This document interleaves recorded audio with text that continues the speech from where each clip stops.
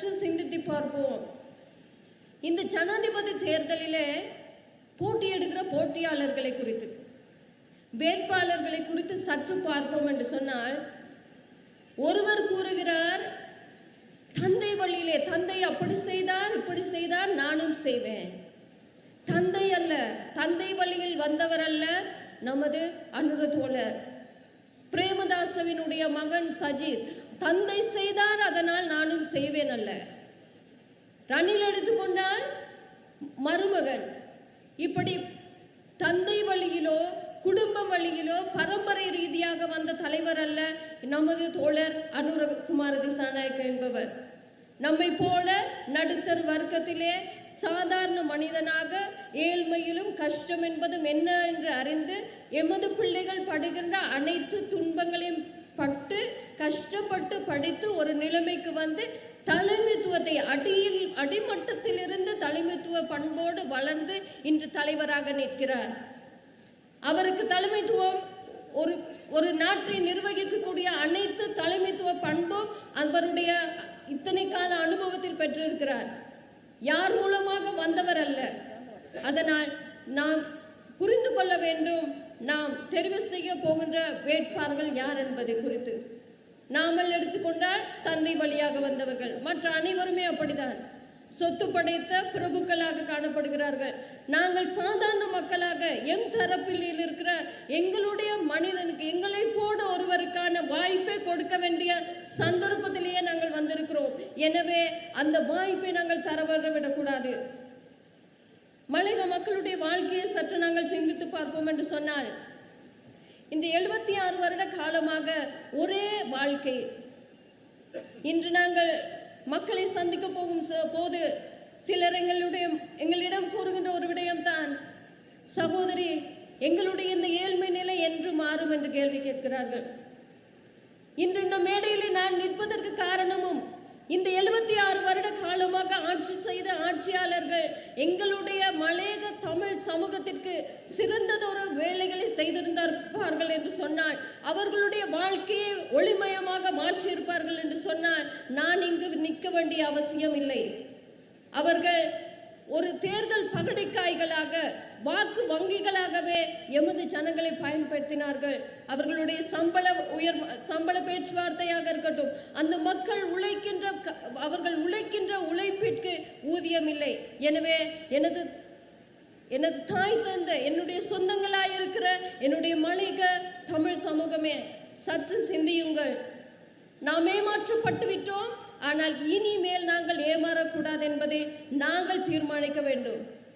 எம்மை எத்தனை தரம் ஏமாற்றி இருக்கிறார்கள். சிறு சிறு பொருட்களை கொடுத்து ஏமாற்றி இருக்கிறார்கள். இந்த போன கிழமைகளிலே நான் சோஷியல் மீடியாவில் பார்த்தேன், மலையக தலைவராக இருக்கிற ஒருவர் மலையக மக்களுக்கு சாராத்தை கொடுத்து வாக்குகளை வாங்குகிறார்கள் என்று சொல்லியிருக்கிறார்கள் என்று கொதித்தெழும்பினாராம். ஐயா, நான் பொய்யொன்றும் சொல்லவில்லை. நேற்று முதல் நாள் நடந்த கூட்டங்களில் கூட அதே பழக்கம், அதே பண்பாடு. ஏனப்பா உங்களுடைய விடயங்களில் ஒரு சில மாற்றம் உண்டு பண்ண மாட்டீர்களா? அதே கல்ச்சர், அதே கலாச்சாரம், அந்த 76 வருடமாக அதே சாராயமும் அதே சோறும் அதே 10 கிலோ அரிசியுமே தானா? கொஞ்சமாவது மாற மாட்டீர்களா? நீங்கள் கொடுத்து கேட்கின்ற அந்த தேர்தலை கேட்கின்ற வாக்குகளை கேட்கின்ற விடயத்திலேயே உங்களுக்குள்ளே மாற்றம் இல்லாத பொழுது உங்களை நம்பி எப்படியா இந்த நாட்டை கொடுப்பது மாற்றுவீர்கள் என்று சொல்லி உங்களை நம்ப முடியுமா? உங்களுடைய வாக்குகளை வாங்குகின்ற அதிலே ஒரு மாற்றம் இல்லை. அதே அந்த 76 வருடமாக ஏமாற்றிய அதே தொனி, அதே பழக்க வழக்கம். நீங்கள் மாற மாட்டீர்கள் என்பதற்கு இந்த எங்களுடைய மக்களுக்கு நன்கு புரிந்திருக்கும். எனவே இன்றும் அந்த மலையக மக்களுடைய வாழ்க்கையிலே அதே லயன். இன்று இப்பொழுதும் நாங்கள் மக்களை சந்திக்க போகும் பொழுது ஒரு சகோதரி கூறினார், சகோதரி, ஒரே குடும்பத்தில் ஒரே வீட்டறையில 3 குடும்பங்கள் ஒன்றாக வாழ்ந்து கொண்டிருக்கிறோம். இது ஒருத்தர் சொன்னதல்ல, 3-4 சகோதரிகள் என்னிடம் தனிப்பட்ட முறையிலே சொன்ன விடயம். எப்படியம்மா நாங்கள் குடும்பங்களில் வாழ்வது?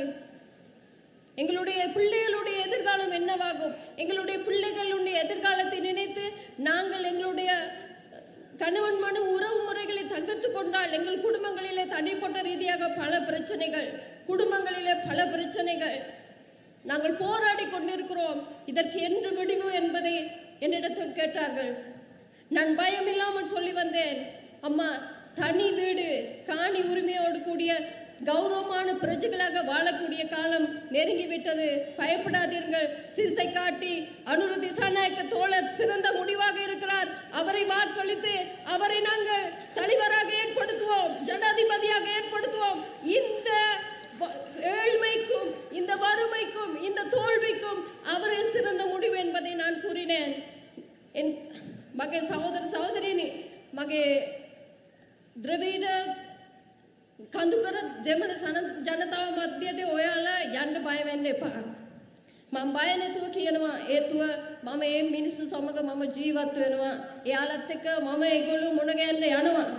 අපිට බයක් තිබුණානේ कंदुकर මිනිස්සුන්ට ඒ දෙමළ මගේ සෙනඟට විවිධ දේවල් දීලා ඒගොල්ලෝ වාල් කරගන්න පුළුවන්, ඒගොල්ලෝගේ ඡන්ද වරකම් කරගන්න පුළුවන් කියලා.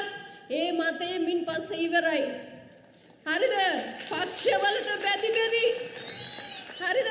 පක්ෂවලට බැදි බැදි උන්ට අරක්කු දුන්න ගමන් උන් රැවටුණා කියලා හිතාගෙන හිටපු මම විශේෂයෙන්ම කියනවා කඳුකර සෙනඟගේ නායකයා කියාගෙන ඉන්න විශේෂයෙන්ම වඩිවේල් සුරේෂ්, අරවින්ද කුමාර්, ඒ වගේම ජීවන් තොන්නමන් කවුරුණත් කමන්නේ මම බය නැතුව කියනවා, උන්ට අභියෝග කරලා කියනවා අපේ දෙමළ ද්‍රවිඩ ජනතාව कंदुकर මිනිස්සු වෙනස්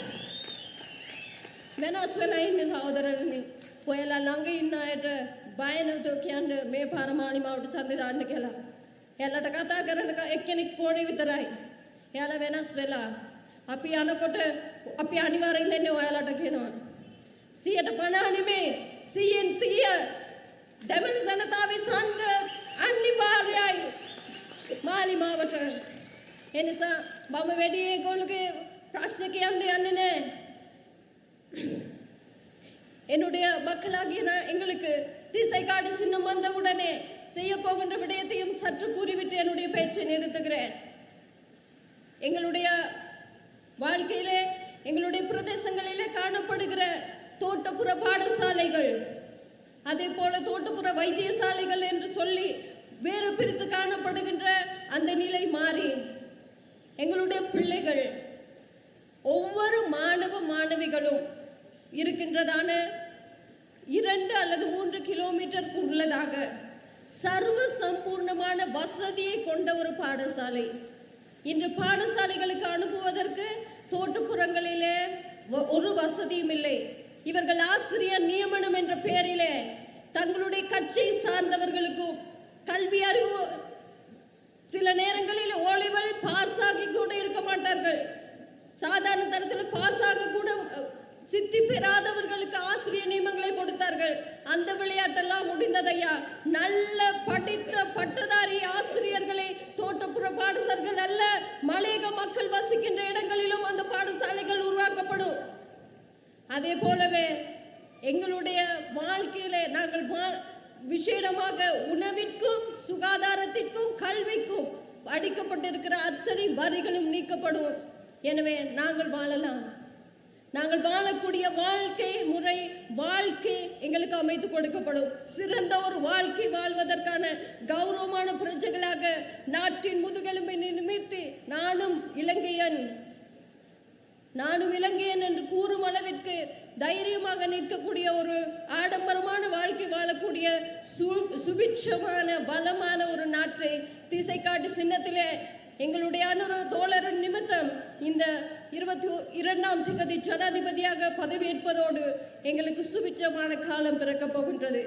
எனவே எம்மை சூழ இருக்கிற எமது தோழ தோழிகளுக்கு, எனது சொந்தங்களுக்கு ஒவ்வொருவருக்கும் சொல்லுங்கள், எங்களுடைய வாக்குகள் பொன்னானது. அந்த பொன்னான வாக்குகளை நாங்கள் தவறவிடக்கூடாது. நாங்கள் சரியான ஒருத்தரை இத்தனை வருடமாக மற்றவர்களுடைய பேச்சை கேட்டு, வாக்கு வங்கிகளாக மற்றவர்களுடைய பேச்சை கேட்டு நாங்கள் இன்னும் எங்களுடைய நிலைமையிலே அதே லயன் வாழ்க்கை, மாற்றி இருந்தால் மாற்றுவதற்கான எல்லா வாய்ப்புகளும் இருந்தும் ஒருவரும் ஒன்றும் செய்யவில்லை. இன்று இருக்கிற அத்தனை தமிழ் அரசியல்வாதிகளும், இந்த மதுரை மாவட்டத்தில் இருக்கிற அனைத்து அரசியல்வாதிகளும், அனைத்து தமிழ் அரசியல்வாதிகளும் இன்று ஜனாதிபதியோடு தான் இருக்கிறார்கள். அவர்களுக்கு மலையக மக்களுக்கு ஏதேனும் ஒன்று செய்யக்கூடுமானால் செய்வதற்கான அத்தனை வாய்ப்புகளும் இருந்தும் ஒருவரும் அதை செய்யவில்லை. காரணம், உங்களிடத்திலே வந்து வாக்குகள் பெற வேண்டும் என்பதற்காக. என்ன கொடுத்தாலும் வாங்கிக் கொள்ளுங்கள், அவர்களிடமிருந்து வருவதற்கு இது ஒன்றுதான் வாய்ப்பு. இதை தவறினால் அவர்களுக்கு இனிய பாராளுமன்றம் என்பது கூட கனவாகிவிடும். அதனால் அவர்கள் ஏதாவது கொண்டு வந்து கொடுத்தால் வாங்கிக் கொள்ளுங்கள். ஆனால் வாக்களிக்கும் போது, வாக்களிக்கும் நிலையத்துக்கு போகும்போது இந்த திசைக்காட்டு சின்னம், அனுர தோழருடைய பெயரையும் திசைக்காட்டு சின்னத்தை நன்கு அவதானித்து அதற்கு வாக்களியுங்கள். வெற்றி பெற செய்வோம், நாமும் வெற்றி பெறுவோம், தேசத்தை வளமாக்குவோம், கௌரவமான பிரஜைகளாக வாழ்வோம். நன்றி, வணக்கம்.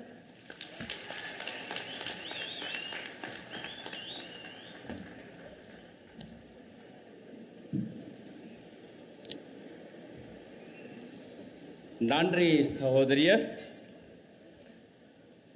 உங்களை பொன்னான வாக்களை தவற விடாதீர்கள். திசை காட்டிக்கு புள்ளி அடித்து நிச்சயமாக அனுர அவர்களை வெற்றி பெற செய்வோம் என்று கேட்டுக்கொண்டு உரை முடித்த அம்பிகா அவர்களுக்கு மனமார்ந்த நன்றி. සහෝදරි කියපේ පොඩ්ඩක් මටත් එකතු කරත් උදායි වගේ කියලා හිතෙනවා. සාමාන්‍යයෙන් ආසියාවේ ඉන්න අපි බොහෝ දුරට සංස්කෘතිය තුළ ලගිනවා වගේ එකක් තිබුණානේ කාලයක් තිස්සේ. හැබැයි දැන් නම් මා හිතන එක එහෙම නොවේ කියලා. අර සහෝදරිය දෙමළ භාෂාවෙන් කිව්වේ තව දුරටත් අපි එකතන නැවතිය යුතුද? ඔවුන්ගේ හාල් කිල 10ට අපි රැවටිය යුතුද කියන එකයි සහෝදරියේ තර්කයක් හැටියට ගොනු ලැබුවේ. විශේෂයෙන් කිය යුතුයි සහෝදරිය මාත් ඔය වතුල් වැඩ කරන නිසා මා දන්නවා මේ වතාවේදී අපේ වතු ශේෂ්ත්‍රයේ සිටින ඒ දමිළ සහෝදරුන්ගේ තරුණයන්ගේ වැඩි පිරිසකගේ ඡන්දය මාලිමාවට බවත් මම මේ අවස්ථාවේදී විශේෂයෙන්ම මතක් කරනු ලබනවා. හොඳයි ආදරණීය අම්මේ තාත්තේ සහෝදරයා සහෝදරිය